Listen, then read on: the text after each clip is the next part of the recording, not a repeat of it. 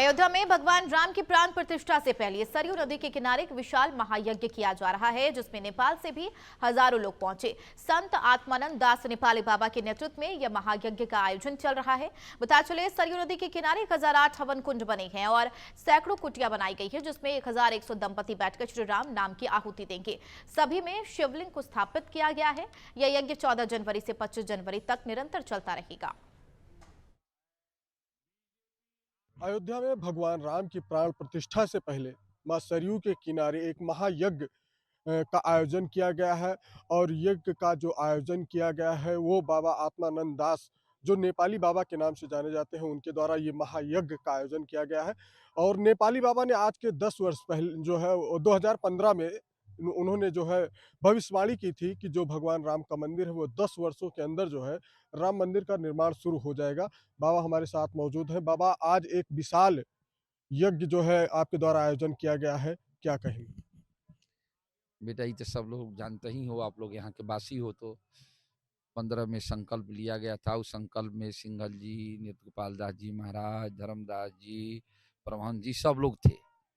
मैं कहा था कि 10 वर्ष में मंदिर बन जाएगा, ये राम नाम के प्रभाव से। सिंघल जी ने कहा कि महाराज जी, जब मंदिर बन जाएगा तो फिर का ऐसा प्रोग्राम हो सकता है, और फिर होना ही है। तो आज जो पहले 15 में संकल्प लिया गया, उस संकल्प के माध्यम से जग चल रहा है। सीताराम नाम जप महाजग है, जिसका अध्यक्ष कलकत्ता के उद्योगपति सजन पटवारी, संरक्षक हमारे उत्तर प्रदेश के उद्योगपति सत्यनारायण झुंझुनवाले, हमारे बॉम्बे महाराष्ट्र के उद्योगपति हमारे ओम प्रकाश जी सभापति हैं, और एक विनय राय हैं जो कैशियर के रूप में गुप्त रूप से काम करते हैं, जो कि इजक का आयोजन सब लोग कर रहे हैं। आज जो 1008 शिवलिंग की जो स्थापना है, आप लोग के समक्ष जो सजन पटवारी बैठे हैं, ओम प्रकाश अग्रवाल बैठे हैं, सत्यनारायण झुंझुन वाले बैठे हैं, इन्हीं लोग की देन है किसी न किसी रूप में। जैसे अभी राम मंदिर बना, तो राम मंदिर कैसे बना या कैसे हुआ है? घोर कलयुग में। तो घोर कलयुग में सतयुग आया, त्रेता आया, और त्रेता में भगवान राम का अवतार हो गया। अवतार तो आप लोग देख नहीं रहे हैं, लेकिन मोदी का अवतार हो गया, जोगी का लक्ष्मण का अवतार हो गया, है ना? तभी ना ये वर्षों से यह लटका हुआ चीज है, वर्षों से लोग जूझ रहे हैं। आज 500 वर्ष पहले से लोगों के ऐसी ऐसी सब गति हो गई, लेकिन कोई ने इस कार्य को नहीं कर पाया। लेकिन आज मोदी जोगी को राम का अवतार है, इसको मानते हो कि नहीं मानते हो? और तो कितना कितना सब बोलता है, कौन कौन बोलता है, ओबीसी ओबीसी सब बोलता है, तो सब असुरों का यही काम है, बोलते रहेंगे। लेकिन 21,000 नाम जापक आप लोग देखे होंगे, गए होंगे, जाप कर रहे हैं। अब आज से उसका कार्यक्रम पूरा सुचारू रूप से चालू हो जाएगा, और 1100 दंपति आए हुए इसमें राम नाम मंत्र से हवन करेंगे। और अब कितना भोजन करते हैं, 1 लाख करते हैं, 50,000 करते हैं, 10,000। अब आप लोग भंडारे में जाकर के देखिएगा तो उससे अनुमान लगेगा कि हाँ, माने 10 बजे भंडारा खुलता है और 12 बजे रात तक चलता है। अब कितना लोग भोजन करते हैं, अब इसका कोई प्रसाद है, सबको ग्रहण करना चाहिए। मैं तो पूरा अयोध्या वासियों को आमंत्रित करता हूँ कि आकर के आप लोग प्रसाद पाओ, घटे बड़े सब इसको देखो। तो आप लोग इस कार्यक्रम को मैं यही संदेश देना चाहता हूं कि पूरे भारतवासी सीताराम नाम का जाप जरूर करें। न समय मिले तो 7-8 के बीच में संध्या में अपना घर ही में अपने परिवार के साथ सीताराम नाम का जाप करो। यह प्राण प्रतिष्ठा नहीं हो रहा है, भगवान प्रकट हो रहे हैं, भगवान प्रकट हो रहे हैं। तो भगवान जब प्रकट हुए तो सब लोग आए, देवी देवता सब जुट रहे हैं, जुट गए हैं। कोई परोक्ष से जुटा है, कोई सूक्ष्म रूप से जुटा है, लेकिन सब जुटे हुए हैं। नहीं जुटता तो इतना बड़ा कार्यक्रम कैसे होता? आज पूरी प्रशासन इत्यादि सब लगी हुई है, और सबकी सबकी पुण्य के प्रभाव से जग हो रहा है।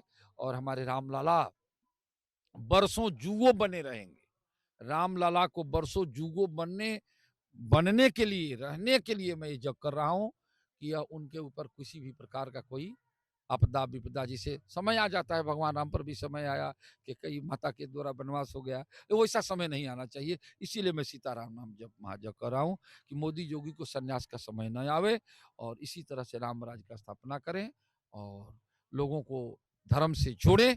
ये मेरा संदेश है। इस संदेश के साथ मैं अपने वाणी का विश्राम दे रहा हूँ। सीताराम। सीताराम बाबा का कहना है कि जो यज्ञशाला चल रही है, इस यज्ञशाला का जो उद्देश्य है कि भगवान राम के ऊपर कोई विपत्ति ना आए। और बाबा ने एक संदेश और दिया है, प्रधानमंत्री मोदी को बताया कि ये राम के अवतार हैं और योगी जी को लक्ष्मण के अवतार बताए हैं। और लोग हमारे साथ मौजूद हैं, उनसे भी बातचीत करेंगे। आप अयोध्या आए हैं सर, कहाँ से आए हैं और क्या नाम हम कलकत्ता से आए हैं, सज्जन कुमार पटवारी हमारा नाम। है? इसके पहले भी आप अयोध्या आए थे? हाँ, पहले भी आए थे। सर, पहले की अयोध्या और आज की अयोध्या में क्या अंतर दिखाई? बहुत अंतर है, अभी तो पहुंचे हैं, हम पूरा घूमे नहीं है। 22 तारीख को भगवान अपने महल में विराजमान होने जा रहे हैं। और जब बाबरी मस्जिद गिराई गई थी, जो जहाँ पे भगवान राम की जन्मस्थली है, वहाँ बाबरी मस्जिद बनाई गई थी। और जब बाबरी मस्जिद गिराई गई, मुलायम की सरकार थी उस समय, और कार सेवकों पे गोली चलवाई गई थी। उन कार सेवकों के बारे में क्या कहेंगे? उनके परिवारजन के बारे में क्या कहेंगे? तो बहुत दुखद घटना हुई है, हम लोग को इसके लिए सहानुभूति होना चाहिए। और अभी जो मोदी जी जो किया है, ये पहले का जो जितना पाप है सब खत्म हो जाएगा। स्वामी प्रसाद जी ने कहा था कि जो कार सेवकों पे गोली चलाई गई, वो ठीक हुआ, जबकि ऐसा नहीं कहना चाहिए था उनको। गलत है, गलत है।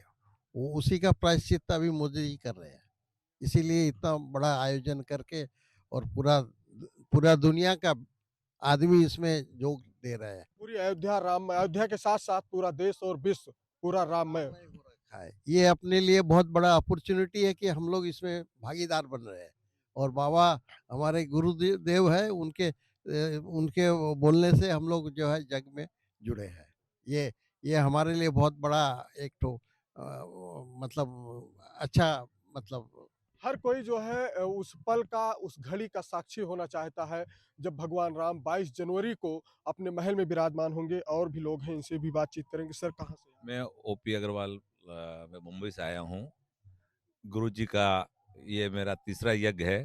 फर्स्ट यज्ञ मेरे गांव फतेहनगर में हुआ था, सेकंड यज्ञ इनका बनारस में हुआ था।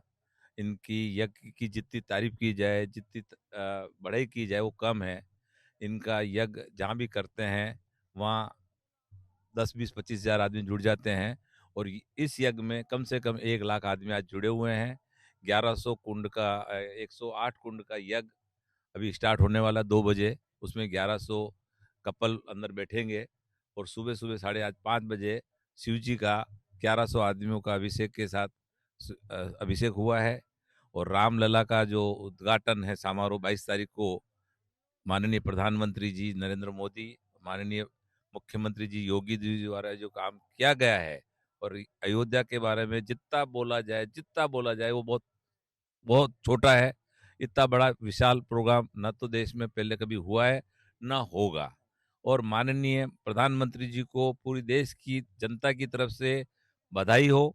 मेरी तरफ से तो मैं बहुत छोटा आदमी हूँ, मैं क्या बधाई दूंगा, लेकिन हमारे नेपाली बाबा ने उनको राम और योगी जी को लक्ष्मण बताया है, वो बहुत बढ़िया बात है। इससे ज़्यादा कुछ हो नहीं सकता है। नेपाली बाबा ने तो 2015 में जो भविष्यवाणी की थी, वो तो सच हो गई ना? नहीं, मैं नेपाली बाबा को उस टाइम 2015 में जानता नहीं था, लेकिन नेपाली बाबा का करिश्मा मैंने तीसरा यज्ञ में देख रहा हूँ। इतनी ठंड होते हुए भी आज 1 लाख आदमी इस यज्ञशाला में, भोजनशाला में और पूरे इस 4 किलोमीटर एरिया में हैं। ये देख के हर आदमी अपने आप को अचंभा मानता ही है और हम मानते भी हैं। इस ठंड में भी लोग हम आए हुए हैं। आज बम्बई से, पूरे देश से लोग ये आए हुए हैं।